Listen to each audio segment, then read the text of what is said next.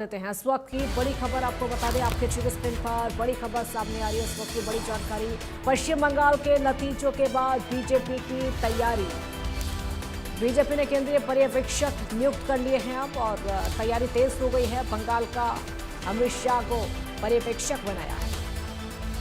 ओडिशा के सीएम को भी पर्यवेक्षक बना दिया गया है। विधायक दल का नेता चुनने के लिए पर्यवेक्षक बनाए गए हैं। तो देखिए, ये जो पर्यवेक्षक हैं वो विधायक दल का नेता चुनेंगे, यानी जो नेता होगा वो सीएम बनेगा। पश्चिम बंगाल के नतीजों के बाद अब बीजेपी की तैयारी तेज हो गई है। पर्यवेक्षक चुनने शुरू कर दिए हैं। बीजेपी ने केंद्रीय पर्यवेक्षक नियुक्त कर लिए हैं।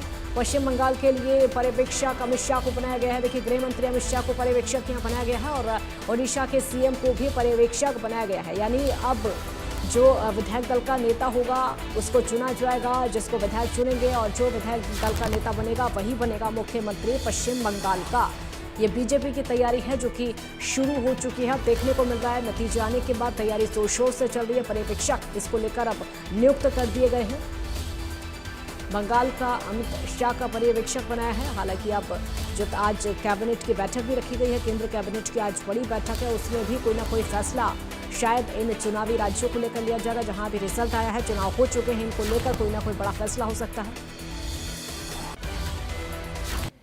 इसी बीच एक और बड़ी खबर आपको बता देते हैं। चलिए, इस वक्त की बड़ी खबर आपको बता दें। बड़ी जानकारी आपके टीवी स्क्रीन पर सामने आ रही है। असम चुनावी नतीजों के बाद बीजेपी की तैयारी। बीजेपी ने केंद्रीय पर्यवेक्षक नियुक्त कर लिए हैं। ये तैयारी जोर शोर से लगातार चल रही है। असम का जेपी नड्डा को पर्यवेक्षक बनाया गया है। मुख्यमंत्री नायब सिंह सैनी को सह पर्यवेक्षक बनाया गया है। विधायक दल का नेता चुनने के लिए पर्यवेक्षक बनाए गए हैं, और ये जिम्मेदारियां सौंप दी गई हैं। बड़ी बड़ी जिम्मेदारियां पर्यवेक्षकों की सौंपी गई हैं विधायक दल के नेता को चुनने के लिए। तो असम चुनावी रिजल्ट के बाद अब ये पर्यवेक्षक नियुक्त किए गए हैं। असम चुनावी नतीजों के बाद बीजेपी की खास तैयारी है, और इस खास तैयारी में पर्यवेक्षक नियुक्त किए गए हैं। बीजेपी ने केंद्रीय पर्यवेक्षक नियुक्त कर लिए हैं, जो विधायक दल का नेता चुनेंगे। असम का जेपी नड्डा को पर्यवेक्षक बनाया गया है। मुख्यमंत्री नायब सिंह सैनी को सह पर्यवेक्षक बनाया गया। देखिए, हरियाणा के मुख्यमंत्री नायब सिंह सैनी को सह पर्यवेक्षक बनाया गया है। विधायक दल का नेता चुनने के लिए ये पर्यवेक्षक बनाए गए हैं, जो कि विधायक दल का नेता चुनेंगे। यानी वही जो नेता होगा विधायक दल का, वो सीएम बनेगा, मुख्यमंत्री बनेगा प्रदेश का। मुख्यमंत्री चुनने के लिए ये सारी जद्दोजहद की जा रही है। इनपुट हेड दीपक शर्मा हमारे साथ लाइव जुड़े हैं, और ज्यादा जानकारी के लिए दीपक, अब चुनावी रिजल्ट तो आ गया है, लेकिन पर्यवेक्षक चुनने शुरू हो गए हैं। पर्यवेक्षक डिसाइड हो चुके हैं जो कि चुनेंगे विधायक दल का नेता इन राज्यों के लिए।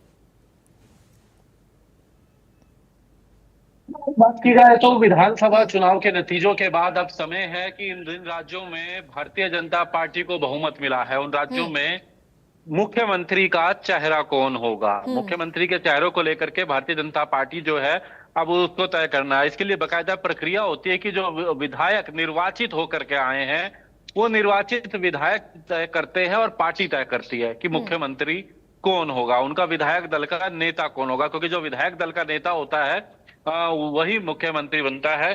और ऐसे में इसको लेकर के भारतीय जनता पार्टी की तरफ से, भारतीय जनता पार्टी के राष्ट्रीय अध्यक्ष द्वारा जो स्वीकृति दी गई है, केंद्रीय जो इनका संसदीय बोर्ड है उसके पास भेजा गए थे नाम। संसदीय बोर्ड की तरफ से फिर उन पर अनुमति हुई, जिसमें असम और पश्चिम बंगाल को लेकर के पर्यवेक्षकों की नियुक्ति की गई है। जहां तक हम असम की बात करें तो असम में जयप्रकाश नड्डा, जो जगत प्रकाश नड्डा जो है, जेपी नड्डा, जो कि पूर्व में भाजपा के राष्ट्रीय अध्यक्ष रहे हैं, अभी केंद्र सरकार में मंत्री हैं, स्वास्थ्य मंत्री हैं जगत प्रकाश नड्डा। तो जेपी नड्डा जो है, उन्हें भारतीय जनता पार्टी की तरफ से असम में पर्यवेक्षक नियुक्त किया गया है, जगत प्रकाश नड्डा को। उनके साथ में सह पर्यवेक्षक, क्योंकि पर्यवेक्षक और सह पर्यवेक्षक दो नियुक्तियां होती हैं। तो जहां तक सह पर्यवेक्षक की बात की जाए तो हरियाणा के मुख्यमंत्री नायब सिंह सैनी को अगर बात की जाए तो यहाँ पर सह पर्यवेक्षक जो है नियुक्त किया गया है। तो केंद्रीय मंत्री जेपी नड्डा जो है, जगत प्रकाश नड्डा, और हरियाणा के मुख्यमंत्री नायब सिंह सैनी, ये दोनों जाएंगे असम में। अगले 2 दिनों में ये तारीख तय होगी, असम जाएंगे, जहां पर तमाम विधायकों के साथ चर्चा करेंगे।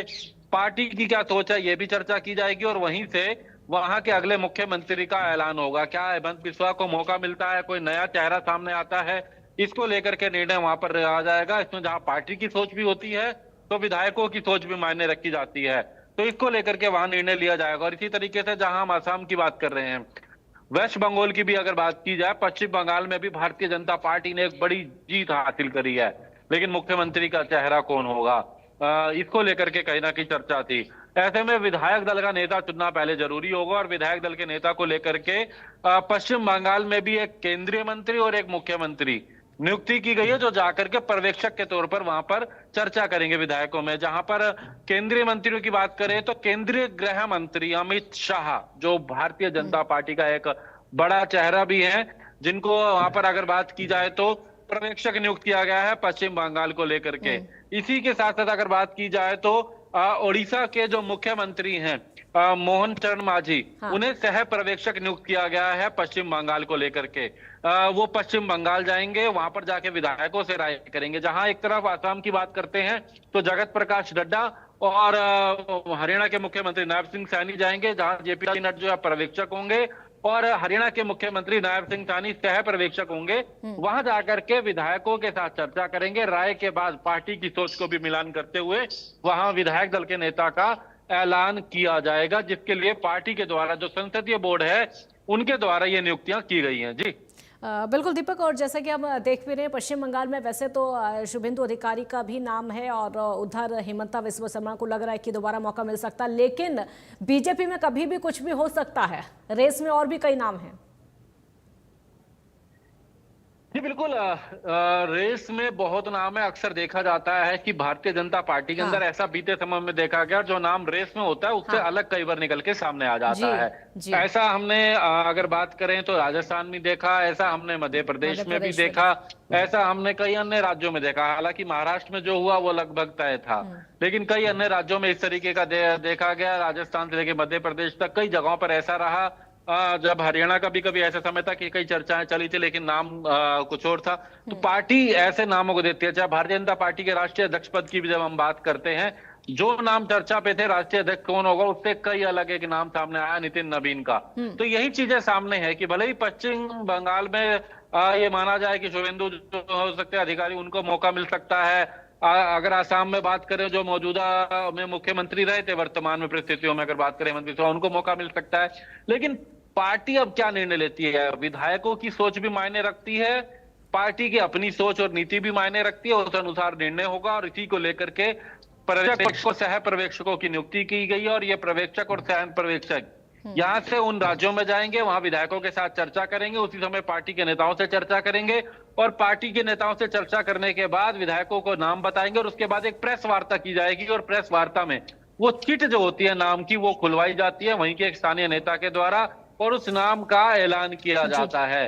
तो ये कहीं ना कहीं एक प्रक्रिया रहती है, और कहीं ना कहीं ये चर्चा का मुद्दा भी है। हालांकि आसाम में इतनी चर्चा नहीं रहेगी, लेकिन पश्चिम बंगाल को लेकर के जरूर चर्चा रहेगी कि कौन होगा विधायक दल का नेता, कौन। बहुत शुक्रिया दीपक आपका इस पूरी जानकारी के। तो पश्चिम बंगाल को लेकर चर्चा ज्यादा रहेगी, कौन होगा विधायक दल का नेता और कौन होगा मुख्यमंत्री, तमाम ऐसे सवाल हैं और कई नाम भी इस समय रेस में चल रहे हैं। फिलहाल इस बुलेटिन